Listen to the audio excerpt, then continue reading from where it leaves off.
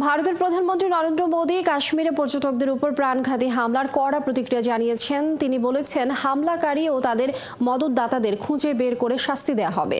বৃহস্পতিবার ভারতের পূর্বাঞ্চলীয় রাজ্য বিহারে এক সমাবেশে মোদী কাশ্মীরের পেহেলগামে নিহত ২৬ জনের স্মরণে হাত জোর করে প্রার্থনা করেন। তিনি বলেন, তারা অবশ্যই শাস্তি পাবে। এই সন্ত্রাসবাদীদের যেটুকু জমি আছে তা ধুলোয় পরিণত করা হবে।